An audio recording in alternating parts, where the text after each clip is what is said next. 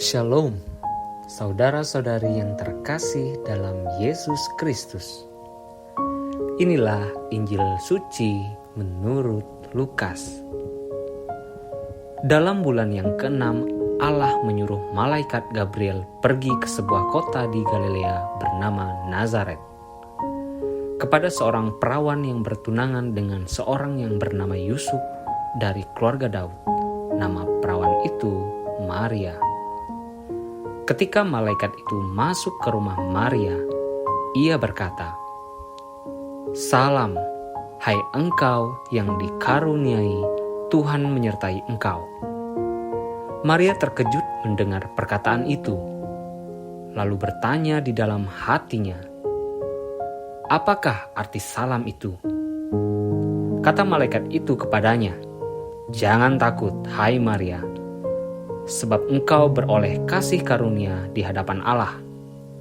Sesungguhnya engkau akan mengandung dan akan melahirkan seorang anak laki-laki, dan hendaklah engkau menamai dia Yesus. Ia akan menjadi besar dan akan disebut Anak Allah yang Maha Tinggi, dan Tuhan Allah akan mengkaruniakan kepadanya tahta Daud, bapa leluhurnya, dan ia akan menjadi raja atas kaum keturunan Yakub sampai selama-lamanya, dan kerajaannya tidak akan berkesudahan." Kata Maria kepada malaikat itu, "Bagaimana hal itu mungkin terjadi, karena aku belum bersuami?" Jawab malaikat itu kepadanya, "Roh Kudus akan turun atasmu, dan kuasa Allah yang Maha Tinggi akan menaungi engkau. Sebab itu anak yang akan kau lahirkan itu akan disebut kudus, Anak Allah. Dan sesungguhnya Elisabet, sanakmu itu, ia pun sedang mengandung seorang anak laki-laki pada hari tuanya. Dan inilah bulan yang ke-6 bagi dia, yang disebut mandul itu. Sebab bagi Allah tidak ada yang mustahil." Kata Maria, "Sesungguhnya aku ini adalah hamba Tuhan. Jadilah padaku menurut perkataanmu itu." Lalu malaikat itu meninggalkan dia. Demikianlah Injil Tuhan.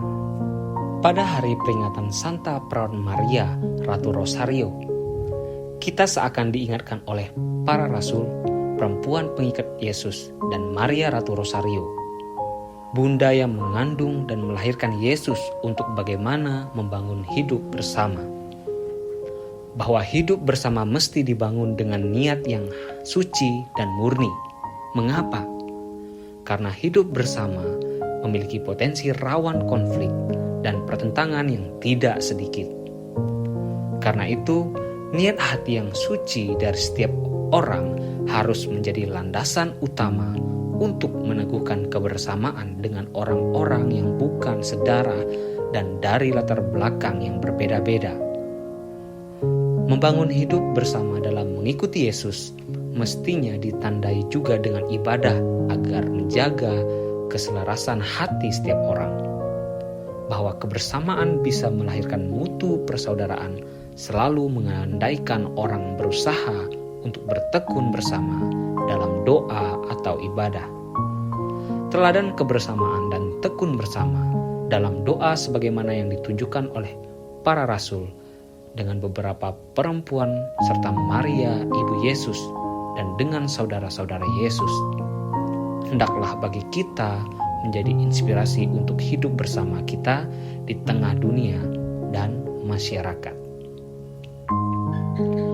Bahwa kebersamaan yang ditandai dengan bertekun dalam doa bersama sangatlah penting dirawat. Karena hanya dengan kebersamaan yang seperti itu yang bisa melahirkan persaudaraan hidup yang bermutu tinggi.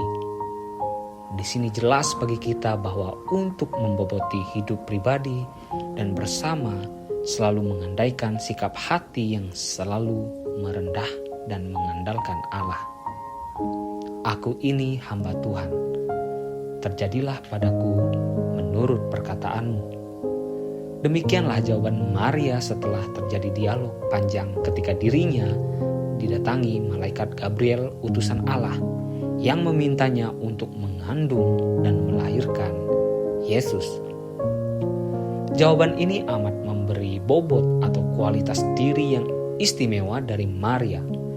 Karena berhadapan dengan tawaran yang mulia itu, Maria yang pertama-tama sama sekali tidak melihat dirinya sebagai yang luar biasa, dan karena itu dia dipercayakan. Tapi Maria mengandalkan Allah dan berpasrah penuh untuk semuanya terjadi semata karena kehendak Allah. Itulah sebabnya Maria dibenarkan di hadapan Allah. Oleh karunia istimewa inilah, yakni Maria dibenarkan di hadapan Allah, maka kita boleh meneladaninya dan berdoa kepada Allah bisa dengan melalui devosi-devosi kita kepada Maria, Ratu Rosario. Karena betapa banyak pengalaman dan kesaksian orang terselamatkan dengan doa Rosario. Saudara-saudari yang terkasih dalam Yesus Kristus, demikianlah Injil suci pada hari ini. Tuhan Yesus memberkati kita semua. Amin.